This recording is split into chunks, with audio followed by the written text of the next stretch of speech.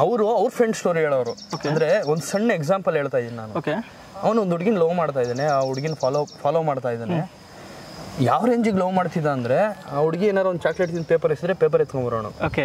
ಆ ಹುಡುಗಿ ಏನಾರು ಹೋಗೋ ಟೈಮಲ್ಲಿ ಚಪ್ಪಲಿ ಕಿತ್ತೋಗಿ ಚಪ್ಪಲಿ ಎಲ್ಲರೂ ಸೈಡ್ ಹಾಕ್ಬಿಟ್ಟಿದ್ರೆ ಚಪ್ಪಲಿ ಎತ್ಕೊಂಡ್ಬರೋಣ. ಇನ್ನೂ ಎಕ್ಸ್ಟ್ರೀಮ್ ಹೇಳ, ಅವಳು ಎಂಜಿಲ್ ಹೋಗಿದ್ರೆ ಆ ಎಂಜಿಲ್ ಎತ್ಕೊಂಡೋಗಿ ಇಟ್ಕೊಳ್ಳೋನು. ಸೀರಿಯಸ್ಲಿ ಈ ಲೆವೆಲ್ಗೆಲ್ಲ ಲವ್ ಮಾಡ್ತಾರೆ ಸರ್. ನಾನು ಅವಾಗಿಂದನೂ ನಾನು ಅಂದರೆ ನಮ್ಮ ರಾಮಗಢ ಸಿನಿಮಾ ಆದಮೇಲೆ ನಾನು ಪಕ್ಕ ನೇಟಿವಿಟಿ ಸಬ್ಜೆಕ್ಟ್ ಮಾಡಬೇಕು ಅನ್ನೋದು ಇತ್ತು. ನೇಟಿವಿಟಿ ಅಂದರೆ ಯಾವುದು? ಈಗ ಮಂಗಳೂರು ಒಂದು ನೇಟಿವಿಟಿ ಇದೆ, ಉಡುಪಿ ಒಂದು ನೇಟಿವಿಟಿ ಇದೆ, ಅಥವಾ ಉತ್ತರ ಕರ್ನಾಟಕ ಒಂದಿದೆ.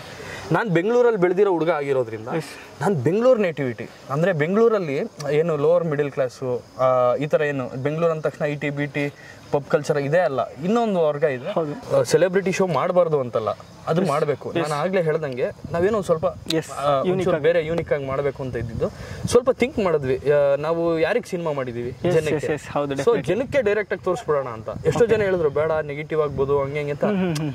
ನಮ್ಗೇನು ನಮ್ಮ ಸಿನಿಮಾ ಚೆನ್ನಾಗಿಲ್ಲ ಅಂದ್ರೆ ಭಯ ಬೀಳ್ಬೇಕು. ನಮ್ಗೆ ಸಿನಿಮಾ ಚೆನ್ನಾಗಿದೆ ಗುರು, ಇಷ್ಟಪಟ್ಟೆ ಪಡ್ತಾರೆ, ಚೆನ್ನಾಗಿಲ್ಲ ಅನ್ನಕ್ಕೆ ಸಾಧ್ಯ ಇಲ್ಲ ಅನ್ನೋ ಒಂದು ಕಾನ್ಫಿಡೆನ್ಸ್ ಇದ್ದಿದ್ರಿಂದ ಜನಕ್ಕೆ ತೋರಿಸಿದ್ವಿ. ನನ್ ಖುಷಿ ಆಗ್ಲಿ ಅಂತ ಚೆನ್ನಾಗಿದೆ ಅನ್ಬೋದು, ಬಟ್ ಅವ್ರ ಕಣ್ಣಲ್ಲಿ ನೀರು ಬಂತಲ್ಲ, ಅದೇ ಬೆಸ್ಟ್ ಕಾಂಪ್ಲಿಮೆಂಟ್ ಸರ್. ಅವ್ರ ಮಾತಲ್ಲಿ ಏನೇ ಹೇಳಿರ್ಲಿ, ಆ ಕಣ್ಣಲ್ಲಿ ನೀರು ಬಂದಿದ್ದು ಯಾವತ್ತೂ ಸುಳ್ಳು ಹೇಳಕ್ಕಾಗಲ್ಲ. ಸೊ ಅದನ್ನ ಈಸಿಯಾಗಿ ತರ್ಸಕ್ಕಾಗಲ್ಲ. ಅದು ಗಂಡಸರಿಂದ ಹಿಡಿದು ಮಕ್ಕಳಿಂದ ಹಿಡಿದು ಲೇಡೀಸು ಎಲ್ಲರೂ ಹತ್ತಿರೋದ್ರಿಂದ ನನಗೆ ಅದೇ ಬೆಸ್ಟ್ ಕಾಂಪ್ಲಿಮೆಂಟ್. ಅದು ತಾಯಿ ಆಗಿರ್ತಾಳೆ ಮೊದಲನೇ ಒಂದು ಫಸ್ಟ್ ಹಾಫ್ ಅಲ್ಲಿ ಜೀವನದಲ್ಲಿ, ಅದಾದ್ಮೇಲೆ ಹೆಂಡತಿ ಆಗಿರ್ತಾಳೆ. ಸೊ ಅದು ಕರೆಕ್ಟಾಗಿ ಸಿಂಕ್ ಆಯ್ತು ಅಂದ್ರೆ ಅವ್ನು ಎಲ್ಲೋ ಹೋಗ್ಬಿಡ್ತಾನೆ. ಈಗ ಯಶ್ ಅವ್ರ ಆಗಿರ್ಬೋದು, ಅಪ್ಪು ಸರ್ ಆಗಿರ್ಬೋದು, ವಿರಾಟ್ ಕೊಹ್ಲಿ ಅವರು, ಧೋನಿ ಅವರು, ಯಾರನ್ನೇ ತಗೊಳ್ಳಿ, ಅವ್ರ ಲೈಫ್ ಪಾರ್ಟ್ನರ್ ಸಖತ್ತಾಗಿ ಸಿಕ್ತರು ಅಂದ್ರೆ ಆಕ್ಚುಲಿ ನಿಜವಾದ ಸಕ್ಸಸ್ ಅವ್ರದ್ದಾಗಿರುತ್ತೆ. ಯಾರು ಹೆಣ್ಮಕ್ಳು ಇರ್ತಾರಲ್ಲ ಅವ್ರದ್ದಾಗಿರುತ್ತೆ. ಸೊ ಈ ತರ ಪೀಕ್ ಲೆವೆಲಲ್ಲೆಲ್ಲ ಲವ್ ಮಾಡೋರು ಇದ್ದಾರೆ ಸರ್. ಸರ್ ನಮಸ್ಕಾರ, ಹೇಗಿದ್ದೀರಾ? ಶ್ರೀಕಾಂತ್ ಅವರೇ ಹೇಗಿದ್ದೀರಾ ನೀವು? ತುಂಬಾ ಚೆನ್ನಾಗಿದ್ದೀನಿ ಸರ್, ನೀವು ಹೇಗಿದ್ದೀರಾ? ನಾನು ಸೂಪರ್ ಆಗಿದ್ದೀನಿ. ಹೆಂಗೆ ಅನಿಸ್ತಾ ಇದೆ ಸರ್? ಸೀರಿಯಸ್ಲಿ ತುಂಬಾ ಚೆನ್ನಾಗಿದೆ. ಅಂಡ್ ನಿಮಗೆ ಈ ಐಡಿಯಾ ಹೇಗೆ ಬರುತ್ತೆ ಸರ್, ಲೈಕ್ ಈ ತರ ಎಕ್ಸ್ಪ್ಲೋರ್ ಮಾಡಬೇಕು ಅಂತಂದೇಳಿ? ಫಸ್ಟ್ಲಿ ಆಕ್ಚುಲಿ ನಮ್ಮ ಪ್ರಮೋಷನಲ್ ಆಕ್ಟಿವಿಟೀಸ್ ನೋಡ್ಕೊಂಡ್ ಬಂದ್ರೆ ನೀವು ನಮ್ಮ ಇನ್ಸ್ಟಾದಲ್ಲಿ ಇದೆ, ನಾವು ಅಲ್ಲಿ ಇಲ್ಲೇ ಒಂಚೂರು ಅಪ್ಲೋಡ್ ಮಾಡಿದ್ವಿ. ಏನು ಒಂದು ರೆಗ್ಯುಲರ್ ವೇ ಇದೆ, ಅದು ಬಿಟ್ಟು ಸ್ವಲ್ಪ ಡಿಫ್ರೆಂಟ್ ಆಗಿ ಏನೋ ಮಾಡ್ಬೇಕಂತಾನೆ ಟ್ರೈ ಮಾಡ್ಕೊಂಡು ಬರ್ತಿದ್ದು. ಸೊ ಈಗ ನಮ್ಮ PR ಅವರು ನಮ್ಮ ಟೀಮ್ ಎಲ್ಲ ಕೂತ್ಕೊಂಡು, ಆಕ್ಚುಲಿ ಇದು ಐಡಿಯಾ PR ಓದೆ ಮೇಜರ್ ಆಗಿ, ನಮ್ಮ PR ರಮಿತ್ ಅವ್ರದ್ದು. ಅವ್ರು ಹೇಳಿದಾಗ ನಮಗೂ ಎಕ್ಸೈಟ್ ಆಯ್ತು, ಏನೋ ಒಂಥರ ಸ್ವಲ್ಪ ಡಿಫ್ರೆಂಟ್ ಆಗಿರುತ್ತೆ. ಆಮೇಲೆ ನಮ್ಮ ಮೀಡಿಯಾದವರು ನೀವೆಲ್ಲ ಎಲ್ಲಾ ಕಡೆ ಹೋಗ್ತೀರಾ, ಕ್ಯಾಪ್ಚರ್ ಮಾಡ್ತಾ ಇರ್ತೀರಾ, ನಿಮ್ಗೂ ಒಂದು ರಿಲ್ಯಾಕ್ಸೇಷನ್ ಅಂದ್ರೆ ಇಂಟರ್ವ್ಯೂ ಮಾಡ್ದಂಗೆನೆ ಇರಬಾರ್ದು, ಒಂದು ರಿಲ್ಯಾಕ್ಸ್ಡ್ ಆಗಿ ಏನೋ ಒಂದು ಎಂಜಾಯ್ಮೆಂಟ್ ಅಲ್ಲಿ ಒಂದಷ್ಟು ವಿಷಯಗಳನ್ನ ಕಲೆ ಹಾಕ್ಬೇಕು ಅನ್ನೋ ಉದ್ದೇಶದಿಂದ ನಿಮ್ಗೂ ರಿಲ್ಯಾಕ್ಸೇಷನ್ ಸಿಗ್ಲಿ, ನಮ್ಮ ಸಿನಿಮಾನು ಪ್ರಚಾರ ಆಗಲಿ ಅಂತ ಕರ್ಕೊಂಡು. Okay super sir. ಫಸ್ಟ್ಲಿ ನೀವು ಈ ರಾಜರತ್ನಾಕರನ ಸಿನಿಮಾನ ಲೈಕ್ ಅಷ್ಟು ಲೋಕಲ್ ಕ್ಯಾರೆಕ್ಟರ್ನ ನೀವು ಮಾಡಬೇಕು ಅಂತ ಅನ್ಕೊಂಡಿದ್ದು ಯಾಕೆ ಸರ್? ಸರ್ ನಾನು ಅನ್ಕೊಂಡಿದ್ದು ಆ್ಯಕ್ಚುಲಿ ಏನಂದರೆ, ನಾನು ಅವಾಗಿಂದನೂ ನಾನು ಅಂದರೆ ನಮ್ಮ ರಾಮಗಢ ಸಿನಿಮಾ ಆದಮೇಲೆ ನಾನು ಪಕ್ಕ ನೇಟಿವಿಟಿ ಸಬ್ಜೆಕ್ಟ್ ಮಾಡಬೇಕು ಅನ್ನೋದು ಇತ್ತು. ನೇಟಿವಿಟಿ ಅಂದರೆ ಯಾವುದು? ಈಗ ಮಂಗಳೂರು ಒಂದು ನೇಟಿವಿಟಿ ಇದೆ, ಉಡುಪಿ ಒಂದು ನೇಟಿವಿಟಿ ಇದೆ, ಅಥವಾ ಉತ್ತರ ಕರ್ನಾಟಕ ಒಂದಿದೆ. ನಾನು ಬೆಂಗಳೂರಲ್ಲಿ ಬೆಳೆದಿರೋ ಹುಡುಗ ಆಗಿರೋದ್ರಿಂದ ನಾನು ಬೆಂಗಳೂರು ನೇಟಿವಿಟಿ ಅಂದರೆ ಬೆಂಗಳೂರಲ್ಲಿ ಏನು ಲೋವರ್ ಮಿಡಿಲ್ ಕ್ಲಾಸು ಈ ಥರ ಏನು ಬೆಂಗಳೂರು ಅಂದ ತಕ್ಷಣ I T B T pub culture ಇದೆ ಅಲ್ಲ, ಇನ್ನೊಂದು ವರ್ಗ ಇದೆ. ಆ ಥರ ಒಂದು ನೇಟಿವಿಟಿ ಸಬ್ಜೆಕ್ಟ್ ಮಾಡಬೇಕು ಅಂತ ವೆಯ್ಟ್ ಮಾಡ್ತಿದ್ದೆ. ಅದೇ ಟೈಮ್ಗೆ ಕರೆಕ್ಟಾಗಿ ಸಿಂಕ್ ಆಯಿತು ರಾಜರತ್ನಾಕರನ್ ರಾಜನ್ ಕ್ಯಾರೆಕ್ಟರ್, ರಾಜರತ್ನಾಕರ ಕತೆ. ಸೊ ತುಂಬ ಖುಷಿಯಿಂದ ಮಾಡಿರೋಂಥ ಸಿನಿಮಾ ಇದು. ಓಕೆ, ರೀಸೆಂಟ್ಲಿ ಸರ್ ಈಗ ಪ್ರಮೋಷನಲ್ ಆಕ್ಟಿವಿಟೀಸ್ ಅಲ್ಲಿ ಎಲ್ಲರೂ ಈಗ ಸೆಲೆಬ್ರಿಟಿ ಶೋಸ್ನೆಲ್ಲ ಮಾಡ್ತಾ ಇರ್ತಾರೆ. ನೀವು ಯಾಕೆ ಲೈಕ್ ಪಬ್ಲಿಕ್ ಶೋ ಹಾಕಿದ್ರಿ? ಲೈಕ್ ಅದ್ರಲ್ಲಿ ಬಂದಂತ ಅದ್ರಲ್ಲಿ ಬಂದಂತ one of the best compliment ಅಂದ್ರೆ ನಿಮ್ಗೆ ಯಾವುದು ಸರ್? ನಿಮ್ಗೆ ಟಚ್ ಆಗಿದೆ ಏನಂದ್ರೆ ಸರ್, ಈಗ ಸೆಲೆಬ್ರಿಟಿ ಶೋ ಮಾಡಬಾರ್ದು ಅಂತಲ್ಲ, ಅದು ಮಾಡಬೇಕು. ನಾನು ಆಗ್ಲೇ ಹೇಳ್ದಂಗೆ ನಾವೇನೋ ಸ್ವಲ್ಪ ಬೇರೆ ಯೂನಿಕ್ ಆಗಿ ಮಾಡಬೇಕು ಅಂತ ಇದ್ದಿದ್ದು. ಸ್ವಲ್ಪ ಥಿಂಕ್ ಮಾಡಿದ್ವಿ, ನಾವು ಯಾರಿಗೆ ಸಿನಿಮಾ ಮಾಡಿದೀವಿ, ಜನಕ್ಕೆ. ಸೊ ಜನಕ್ಕೆ ಡೈರೆಕ್ಟ್ ಆಗಿ ತೋರಿಸ್ಬಿಡೋಣ ಅಂತ. ಎಷ್ಟೋ ಜನ ಹೇಳಿದ್ರು ಬೇಡ ನೆಗೆಟಿವ್ ಆಗ್ಬೋದು ಹಂಗೆ ಹಂಗೆ ಅಂತ. ನಮ್ಗೇನು ನಮ್ಮ ಸಿನಿಮಾ ಚೆನ್ನಾಗಿಲ್ಲ ಅಂದ್ರೆ ಭಯ ಬೀಳ್ಬೇಕು. ನಮ್ಗೆ ಸಿನಿಮಾ ಚೆನ್ನಾಗಿದೆ ಗುರು, ಇಷ್ಟಪಟ್ಟೆ ಪಡ್ತಾರೆ, ಚೆನ್ನಾಗಿಲ್ಲ ಅನ್ನಕ್ಕೆ ಸಾಧ್ಯ ಇಲ್ಲ ಅನ್ನೋ ಒಂದು ಕಾನ್ಫಿಡೆನ್ಸ್ ಇದ್ದಿದ್ರಿಂದ ಜನಕ್ಕೆ ತೋರಿಸಿದ್ವಿ. ಅದರಲ್ಲಿ ಆ ಶೋ ಅಲ್ಲಿ ಬೆಸ್ಟ್ ಕಾಂಪ್ಲಿಮೆಂಟ್ ಅಂದ್ರೆ ನನಗೆ, ನೀವು ಬಂದು ನನ್ನ ಎದುರುಗಡೆ ನಿಂತ್ಕೊಂಡು ನೀವಾಗ್ಲಿ ಅಥವಾ ಯಾರೇ ಒಂದು ವ್ಯಕ್ತಿ ಆಗಲಿ, ಒಬ್ಬ ವ್ಯಕ್ತಿ ಮುಂದೆ ಇದ್ದಾಗ ಮಾತಾಡೋದು ನನ್ ಖುಷಿ ಆಗ್ಲಿ ಅಂತ ಮಾತಾಡ್ಬೋದು, ನನ್ ಖುಷಿ ಆಗ್ಲಿ ಅಂತ ಚೆನ್ನಾಗಿದೆ ಅನ್ಬೋದು, ಬಟ್ ಅವ್ರ ಕಣ್ಣಲ್ಲಿ ನೀರು ಬಂತಲ್ಲ, ಅದೇ ಬೆಸ್ಟ್ ಕಾಂಪ್ಲಿಮೆಂಟ್ ಸರ್. ಅವ್ರ ಮಾತಲ್ಲಿ ಏನೇ ಹೇಳಿರ್ಲಿ, ಆ ಕಣ್ಣಲ್ಲಿ ನೀರು ಬಂದಿದ್ದು ಯಾವತ್ತೂ ಸುಳ್ಳು ಹೇಳಕ್ಕಾಗಲ್ಲ. ಸೊ ಅದನ್ನ ಈಸಿಯಾಗಿ ತರ್ಸಕ್ಕಾಗಲ್ಲ. ಅದು ಗಂಡಸರಿಂದ ಹಿಡಿದು ಮಕ್ಕಳಿಂದ ಹಿಡಿದು ಲೇಡೀಸು ಎಲ್ಲರೂ ಹತ್ತಿರೋದ್ರಿಂದ ನನಗೆ ಅದೇ ಬೆಸ್ಟ್ ಕಾಂಪ್ಲಿಮೆಂಟ್ ಸರ್. ಅಮ್ಮ ಅವರು ಕೂಡ ಸೀನಿಯರ್ ಆರ್ಟಿಸ್ಟು. ಸೊ ಅವರ ಕಾಂಪ್ಲಿಮೆಂಟ್ ಈ ಸಿನಿಮಾ ನೋಡಿದ ನಂತರ ಅವರ ಕಾಂಪ್ಲಿಮೆಂಟ್ ಏನಾಗಿತ್ತು? ಲೈಕ್ ಅದ್ರ ಬಗ್ಗೆ ಏನು ಹೇಳಿದ್ರು? ಅವ್ರ ಕಾಂಪ್ಲಿಮೆಂಟ್ ಸೇಮ್ ಸರ್. ಅವ್ರು ಏನು ಹೇಳಲಿಲ್ಲ, ಕಣ್ಣಲ್ಲಿ ನೀರು ಹಾಕ್ತಾ ಇದ್ರು, ನಾನು ತಪ್ಕೊಂಡ್ರು ಅಷ್ಟೇ, ಏನು ಮಾತಾಡಲಿಲ್ಲ. ಓಕೆ, ಸೊ ಅದೇ ಬೆಸ್ಟ್ ಕಾಂಪ್ಲಿಮೆಂಟ್. Yes sir. ಈಗ ಆಡಿಯನ್ಸ್ಗೆ ಈಗ ತುಂಬ ಕ್ಯಾಶುವಲ್ ಆಗಿಬಿಟ್ಟಿದೆ, ನಮ್ಮ ಸಿನಿಮಾ ಚೆನ್ನಾಗಿದೆ ಏನೇನೋ ಈ ಥರ ಎಲ್ಲ ಸಾಕಷ್ಟು ಬರ್ತವೆ. ಆ್ಯಂಡ್ ಸ್ಟಿಲ್ ಜನರಿಗೆ ರೀಚ್ ಆಗ್ತಾ ಇಲ್ಲ, ಕೆಲವೊಂದು ಮೂವೀಸ್ ಜನರಿಗೆ ಬರ್ತಾ ಇಲ್ಲ. ಇದಕ್ಕೆ ನೀವು ಇನ್ನು ಯಾವ ಥರ ಎಲ್ಲ ತಯಾರಿ ಮಾಡ್ಕೊಂಡಿದ್ದೀರಿ ಸರ್ ಅವ್ರನ್ನ ಕರ್ಸೋಕ್ಕೆ? ಯಾವ್ಯಾವ ಪ್ರಯತ್ನಗಳಿದೆಯೋ ಎಲ್ಲ ಪ್ರಯತ್ನನೂ ನಾವು ಮಾಡ್ತಾ ಇದ್ದೀವಿ ಆಯಿತಾ. ಮೇಜರಾಗಿ ನೀವು ಬಂದು ತಾಯಂದ್ರ ಶೋ ಅಂತ ಹೇಳಿದ್ಮೇಲೆ ಅದಿರ್ಬೋದು, ಬೇರೆ ಪ್ರಮೋಷನಲ್ ಆ್ಯಕ್ಟಿವಿಟಿ ಇವತ್ತು ಮಾಡ್ತಿರೋದು ಇರ್ಬೋದು, ಅವ್ರನ್ನ ರೀಚ್ ಆಗೋಕ್ಕೆ ಏನೇನು ಮಾಡ್ಬೋದು ಎಲ್ಲ ಮಾಡ್ತಾ ಇದ್ದೀವಿ. ಬಟ್ ಈಗ ಏನಾಗಿದೆ, ಈಗಿನ ಟೆಕ್ನಾಲಜಿಕಲ್ ಇದರಲ್ಲಿ ದಿನಕ್ಕೆ ಕೋಟಿ ಕಂಟೆಂಟ್ ಅಪ್ಲೋಡ್ ಆಗುತ್ತೆ, ಯಾವ್ದು ಯಾರಿಗೆ ರೀಚ್ ಆಗ್ತಾ ಇದೆ ಗೊತ್ತಾಗ್ತಾ ಇಲ್ಲ. ಸೊ ಆದರೂ ನಮ್ಮ ಜನ ನೋಡ್ತಾ ಇರ್ತಾರೆ, ಫಾಲೋಅಪ್ ಅಲ್ಲಿ ಇರ್ತಾರೆ, ಅದು ನಮ್ಮ ಕೈಲಿಲ್ಲ ಸರ್. ಅದು ಅವ್ರಿಗೆ ರೀಚ್ ಆಗಬೇಕು. ಮೇಜರಾಗಿ ಸಿನಿಮಾ ಚೆನ್ನಾಗಿದೆ ಅಂತ ಅವ್ರಿಗೆ ಅನ್ಸಿದ್ರೆ ಬಂದೇ ಬರ್ತಾರೆ. ಈಗ ನೀವೇ ಬಂದಿದ್ರಿ ಶೋಗೆ, ನಿಮ್ಗೆ ಏನು ಅನ್ಸುತ್ತೆ ಹೇಳಿ ಸರ್? ಈಗ ನಾನು ಹೇಳೋದು ಬಿಟ್ಬಿಡಿ, ನಾನು ಚೆನ್ನಾಗಿದೆ ಅಂತಲೇ ಹೇಳ್ತೀನಿ, ಎತ್ತವ್ರಿಗೆ ಯಜ್ಞ ಮುದ್ದು ನಾನು ಆ್ಯಕ್ಟ್ ಮಾಡಿದ್ದೀನಿ, ನಮ್ಮ ಸಿನಿಮಾ ಚೆನ್ನಾಗಿದೆ ಅಂತೀನಿ.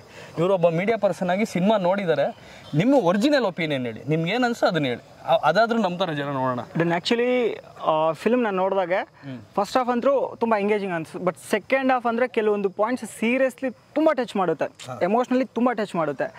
ಆ ಪಾಯಿಂಟ್ಸ್ನ ಹೇಳೋಕ್ಕೆ ಇಷ್ಟ ಇಲ್ಲ ಸದ್ಯಕ್ಕೆ, ಡೆಫಿನೆಟ್ಲಿ ನೋಡೋಣ, ಓಕೆನಾ? ಸೊ ಸೀರಿಯಸ್ಲಿ ಸರ್ ಇದನ್ನ ನೋಡಿದಾಗಂತೂ ನನಗೆ ಡೆಫಿನೆಟ್ಲಿ ಒಂದು ಟಚ್ ಆಗುತ್ತೆ. ಇದು ರಿಲೀಸ್ ಆದಮೇಲೆ ಪ್ರಾಪರ್ ಪ್ರಮೋಷನ್ ಸಿಕ್ಕರೆ ಇನ್ನೂ ಪಕ್ಕ ಡ್ಯಾಮ್ ಶೋರ್ ಬರ್ತಾರೆ ಸರ್ ಜನರು. ಖಂಡಿತವಾಗಿ ನೋಡಿ, ಒಬ್ಬ ಮೀಡಿಯಾ ಪರ್ಸನ್ ನೋಡಿದ್ದಾರೆ, ತುಂಬ ಸಿನಿಮಾಗಳು ನೋಡ್ತಿರ್ತಾರೆ ಅವರು. ನಾನು ಹೇಳೋದಕ್ಕಿಂತ ಅವರೇ ಹೇಳಿದ್ದಾರೆ, ನಿಮಗೆ ನಂಬಿಕೆ ಬಂದಿರ್ಬೋದು. ನೀವು ಒಬ್ಬರು ಬಂದು ಸಿನಿಮಾ ನೋಡಿ, ಮನೆಯಲ್ಲಿ ಒಬ್ಬರು ಬಂದು ಸಿನಿಮಾ ನೋಡಿ, ನೀವು ಖಂಡಿತ ಚೆನ್ನಾಗಿಲ್ಲ ಅನ್ನೋ ಹೇಳೋಕ್ಕೆ ಸಾಧ್ಯನೇ ಇಲ್ಲ. ಅದ್ರ ಜೊತೆಗೆ ನೀವು ನೋಡಿದ್ಮೇಲೆ ನಿಮ್ಮ ಕುಟುಂಬನ ಕರ್ಕೊಂಬರ್ತಾರೆ, ಅವ್ರ ಕುಟುಂಬನ ಕರ್ಕೊಂಬರ್ತಾರೆ ಅನ್ನೋದು ನನ್ನ ಕಾನ್ಫಿಡೆನ್ಸ್. ಹೌದು ಸರ್. ನಿಮಗೆ ಈ ಸ್ಕ್ರಿಪ್ಟ್ನ ಚೂಸ್ ಮಾಡಲಿಕ್ಕೆ ಒಂದು ಮೇಜರ್ ಪಾಯಿಂಟ್ ಇದನ್ನು ನಾನು ಯಾವುದೇ ಕಾರಣಕ್ಕೂ ಬಿಟ್ಕೊಡ್ಲೇಬಾರ್ದು ಅಂದರೆ ಯಾವ ಪಾಯಿಂಟ್ ಅನಿಸ್ತದೆ? ಕತೆ ಸರ್, ಕತೆ.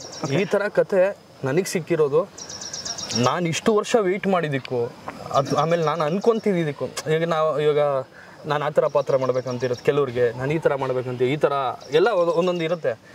ನಾನು ಜನಕ್ಕೆ ಹತ್ರ ಆಗಿ ಬರಬೇಕು ಅಂದರೆ, ಜನಕ್ಕೆ ಹತ್ರ ಆಗ್ತಾ ಸಿನಿಮಾಗಳು ಮಾಡಬೇಕು, ಹತ್ರ ಆಗೋಂಥ ಸಿನಿಮಾ ಮಾಡಬೇಕು, ಹತ್ರ ಆಗೋಂಥ ಪಾತ್ರ ಮಾಡಬೇಕು ಅಂತ ಅನ್ಕೊತಾ ಇದ್ದೆ. ಬೆಂಗಳೂರು ನೇಟಿವಿಟಿ ಸಬ್ಜೆಕ್ಟ್ ಮಾಡ್ಬೇಕಂತಿದ್ದೆ, ಅದೆಲ್ಲನೂ ಸಿಂಕ್ ಆಗಿದೆ. ಏನೋ ಮ್ಯಾನಿಫೆಸ್ಟೇಷನ್ ಅಂತಿರೋ, ಲಾ ಆಫ್ ಅಟ್ರಾಕ್ಷನ್ ಅಂತಿರೋ, ಏನೋ ಗೊತ್ತಿಲ್ಲ, ಅದು ಸಿಂಕ್ ಆಗಿದೆ ಸರ್.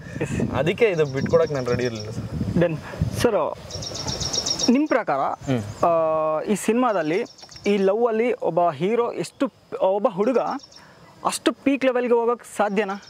ಲೈಕ್ ರಿಯಲ್ ಲೈಫಲ್ಲಿ ಈ ಥರ ನಡೆಯುತ್ತೆ ಅಂತ ಅಂದ್ಕೊಳ್ತಿದ್ದೀರಾ? ಲೈಕ್ ಅಥವಾ ನೀವೇ ಈ ಥರ ಲವ್ವಲ್ಲಿ ಯಾವುದಾದ್ರು ಒಬ್ರದ್ದು ಕೇಳಿರೋ ಉದಾಹರಣೆ ಅಥವಾ ನೋಡಿರೋದು ಈ ಥರ ಯಾವುದಾದ್ರೂ ಇದೆಯಾ ಸರ್? ಖಂಡಿತ ಸರ್.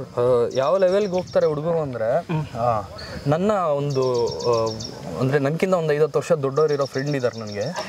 ಅವ್ರ ಫ್ರೆಂಡ್ ಸ್ಟೋರಿ ಹೇಳೋರು. ಅಂದರೆ ಒಂದು ಸಣ್ಣ ಎಕ್ಸಾಂಪಲ್ ಹೇಳ್ತಾ ಇದ್ದೀನಿ ನಾನು.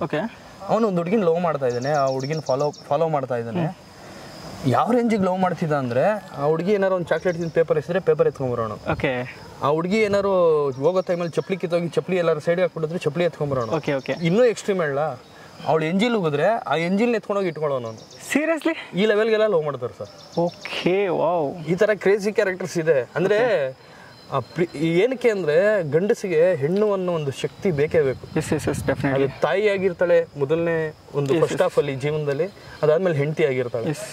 ಸೊ ಅದು ಕರೆಕ್ಟಾಗಿ ಸಿಂಕ್ ಆಯಿತು ಅಂದರೆ ಅವನು ಎಲ್ಲೋ ಹೋಗ್ಬಿಡ್ತಾನೆ. ಈಗ ಯಶ್ ಅವ್ರು ಆಗಿರ್ಬೋದು, ಅಪ್ಪು ಸರ್ ಆಗಿರ್ಬೋದು, ವಿರಾಟ್ ಕೊಹ್ಲಿ ಅವರು, ಧೋನಿ ಅವರು, ಯಾರನ್ನೇ ತಗೊಳ್ಳಿ, ಆ ಲೈಫ್ ಪಾರ್ಟ್ನರ್ ಸಖತ್ತಾಗಿ ಸಿಕ್ತರು ಅಂದರೆ ಆ್ಯಕ್ಚುಲಿ ನಿಜವಾದ ಸಕ್ಸಸ್ ಅವ್ರದ್ದಾಗಿರುತ್ತೆ. ಯಾರು ಹೆಣ್ಮಕ್ಳು ಇರ್ತಾರಲ್ಲ ಅವ್ರದ್ದಾಗಿರುತ್ತೆ. ಸೊ ಈ ಥರ ಪೀಕ್ ಲೆವೆಲಲ್ಲೆಲ್ಲ ಲವ್ ಮಾಡೋರು ಇದ್ದಾರೆ ಸರ್. Done sir. ಇದೇ ಫಿಲ್ಮಲ್ಲಿ ಇನ್ನೊಂದು ಆಸ್ ಎ ಫ್ರೆಂಡ್ ಕ್ಯಾರೆಕ್ಟರ್ ಬಗ್ಗೆ ಮಾತಾಡಿದ್ರೆ, ಫ್ರೆಂಡ್ ಯಾವ ಮಟ್ಟಕ್ಕೆ ಹೆಲ್ಪ್ ಮಾಡ್ತಾನೆ ಅನ್ನೋದನ್ನು ಕೂಡ ನಾವು ನೋಡಿದ್ದೀವಿ ಸಿನಿಮಾದಲ್ಲಿ. ಅದೇ ಥರ ನೀವು ರಿಯಲ್ ಲೈಫಲ್ಲಿ ಯಾರಿಗಾದ್ರೂ ಹೆಲ್ಪ್ ಮಾಡಿರೋದು ಅಥವಾ ನಿಮಗೆ ಗೊತ್ತಿರೋದು ಈ ಥರ ಯಾವುದಾದ್ರೂ ಒಂದು ಉದಾಹರಣೆ ಇದೆನಾ ಸರ್? ನಾನು ಹೆಲ್ಪ್ ಮಾಡಿರೋದು ಬಿಟ್ಬಿಡಿ, ಬೇರೆಯವ್ರು ಮಾಡಿರೋದು ಕೇಳಿರೋದ್ರಲ್ಲಿ ನನ್ನ ಲೈಫಲ್ಲೇ ಸರ್. ಈಗ ನೋಡಿ, ಇಂಡಸ್ಟ್ರಿ ನಿಮಗೆ ಗೊತ್ತು, ನಾವು ನೋಡೋಕೆ ಹಿಂಗೆಲ್ಲ ಕಾಣ್ತಾ ಇರ್ತೀವಿ, ನಮಗೂ ಫೈನಾನ್ಷಿಯಲ್ ಸ್ಟ್ರಗಲ್ಸ್ ಇರುತ್ತೆ. ಇವತ್ತಿನವರೆಗೂ ನನ್ನ ಪ್ರೊಟೆಕ್ಟ್ ಮಾಡ್ಕೊಂಡು ಬರ್ತಿರೋದೇ ನನ್ನ ಸ್ನೇಹಿತರು. ಯಾವುದೇ ಆ್ಯಂಗಲಲ್ಲಿ, ಮೇಜರಾಗಿ ಫೈನಾನ್ಸಲ್ಲಿ ಅಂದ್ಕೊಳ್ಳಿ, ನನ್ನ ಫ್ರೆಂಡ್ಸೇ ನನ್ನ ಪ್ರೊಟೆಕ್ಟ್ ಮಾಡ್ಕೊಂಡು ಬರ್ತಾ ಇರೋದು. ಇವತ್ತು ನನಗೆ ನಾನು ಎಷ್ಟು ಗೆಲ್ಲಬೇಕು ಅಂತ ಇದೆಯೋ ಇಲ್ವೋ ಅದು ಸೆಕೆಂಡ್ ಪಾರ್ಟ್ ಇಟ್ಟರೆ, ನನ್ನ ಫ್ರೆಂಡ್ಸ್ಗೆ, ನನ್ನ ಕುಟುಂಬಕ್ಕೆ, ನನ್ನ ವೆಲ್ ವಿಷರ್ಸ್ ಇದ್ದಾರೆ ಒಂದಷ್ಟು ಜನ, ಅವರೆಲ್ಲರೂ ನಾನು ಗೆಲ್ಲಬೇಕು ಅಂತ ಕಾಯ್ತಾ ಇದ್ದಾರೆ.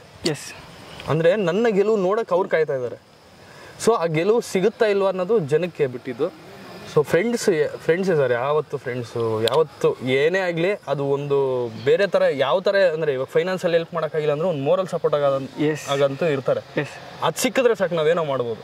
ಒಂದು ಇನ್ಸಿಡೆಂಟ್ ಸರ್, ಫ್ರೆಂಡ್ಸ್ಗಳ ಮಧ್ಯ ಲೈಕ್ ಈ ಪೀಕ್ಸ್ವರೆಗೂ ನೀವು ನೋಡಿದ್ರ, ಒಂದು ಫನ್ನಿ ವೇಲ್ ಆಗಿರಲಿ ಅಥವಾ ಸೀರಿಯಸ್ ಸಿಚುವೇಶನಲ್ಲಿ ಆಗಿರಲಿ ಒಂದು ಫ್ರೆಂಡ್ ಕೈ ಹಿಡಿದಂಥ ಒಂದು ಮೂಮೆಂಟ್ನ ನೆನೆಸ್ಕೊಳ್ಬೇಕಂದ್ರೆ ಯಾವುದು ಸರ್ ಅದು ನಿಮಗೆ? ನನ್ನ ತಮ್ಮನ ಇನ್ಸಿಡೆಂಟ್ ಆಗಿತ್ತಲ್ಲ, ನನ್ನ ತಮ್ಮ ಬುಲ್ಲಿ ಗೊತ್ತಲ್ಲ ಎಸ್ ಎಸ್ ಎಸ್ ಎಸ್ ಅವನ ಇನ್ಸಿಡೆಂಟ್ ಆದಾಗ ನಾನು ಟೋಟಲಿ ಒಂಥರ ಏನಂತಾರೆ ಏನಾಗ್ತಾ ಇದೆ ಗೊತ್ತಾಗ್ತಾ ಇಲ್ಲ, ಎಲ್ಲಿ ಏನು ಮಾಡ್ತಾ ಇದ್ದೀವಿ, ಏನು ಡಿಸಿಷನ್ ತೊಗೋಬೇಕು ಏನು ಗೊತ್ತಾಗ್ತಾ ಇಲ್ಲ. ಫುಲ್ಲು ಒಂಥರ ಕಿತ್ತೋಗಿರೋ ಗಾಳಿಪಟದ ಥರ ಆಗಿಬಿಟ್ಟಿದ್ವಿ. ಆ ಟೈಮಲ್ಲಿ ನನ್ನ ಜೊತೆ ನಿಂತಿದ್ದು ನನ್ನ ಫ್ರೆಂಡ್ಸು, ನನ್ನ ಚೈಲ್ಡ್ಹುಡ್ ಫ್ರೆಂಡ್ಸು, ನನ್ನ ಕಾಲೇಜ್ ಫ್ರೆಂಡ್ಸು, ಆಮೇಲೆ ನನ್ನ ವೆಲ್ವಿಷರ್ಗಳು, ನನಗಿಂತ ವಯಸ್ಸಲ್ಲಿ ದೊಡ್ಡವರು, ಏಜಲ್ಲಿ ದೊಡ್ಡವ್ರು ಇರೋರು ಒಂದಷ್ಟು ಜನ ಫ್ರೆಂಡ್ಸ್ ಇದ್ದಾರೆ. ಅವರು ಸರ್ ಹೆಂಗೆ ಅಂದರೆ ನಾನು ಹಾಸ್ಪಿಟ್ಲಲ್ಲಿ ಅವ್ನಿಗೆ ರಾತ್ರಿ 2 ಗಂಟೆ 3 ಗಂಟೆಲಿ ಆಪ್ರೇಷನ್ ಮಾಡ್ಬೇಕಾದ್ರೆ ನಾನು ಆಚೆ ಓಡಾಡ್ತಿರ್ಬೇಕಾರೆ ಪಾಪ ನನ್ನ ಫ್ರೆಂಡ್ಸು ಕಾರಿಡಾರಲ್ಲಿ ಮಲಗಿದ್ದಾರೆ. ಎಸ್ ಆಗಲ್ಲ, ಅವ್ರ ಹತ್ರನೂ ಇನ್ನೂ ಕೆಲ್ಸಕ್ಕೆ ಹೋಗ್ತಾ ಇರಲಿಲ್ಲ ಆಗ ನನ್ನ ಫ್ರೆಂಡ್ಸ್ ಎಲ್ಲ, ಅವ್ರ ಹತ್ರನೂ ಇರಲಿಲ್ಲ. ಎಲ್ಲೆಲ್ಲ ಅವ್ರ ಫ್ರೆಂಡ್ಸ್ ಹತ್ರ 500,000 ಇಸ್ಕೊಂಡು ನನಗೊಂದು 5,000 ರೆಡಿ ಮಾಡಿಕೊಂಡು 10,000 ರೆಡಿ ಮಾಡ್ಕೊಂಡು ಬಂದು ಈ ಥರ ಎಲ್ಲ ಕೊಟ್ಟಿದ್ದಾರೆ. ಪೀಕು ಬಿಡಿ. ನನ್ನ ಆ ಟೈಮಲ್ಲಿ ನನ್ನ ತುಂಬ ಸ್ಟ್ರಾಂಗಾಗಿ ಪ್ರೊಟೆಕ್ಟ್ ಮಾಡಿದ್ದೆ ನನ್ನ ತಮ್ಮನ ಇನ್ಸಿಡೆಂಟ್. ಅವ್ನು ಮಲಗೋದ ಮೇಲೂ ನಾನು ಪ್ರೊಟೆಕ್ಟ್ ಮಾಡಿದ್ದೆ ನನ್ನ ಫ್ರೆಂಡ್ಸ್ ಸರ್. ಈಗಿನ ಕಾಲ ಈ ಪಾಯಿಂಟ್ವರೆಗೂ ಈ ಕ್ಷಣದವರೆಗೂ ಅವರೇ ಪ್ರೊಟೆಕ್ಟ್ ಮಾಡ್ತಿರೋದು. ಓಕೆ.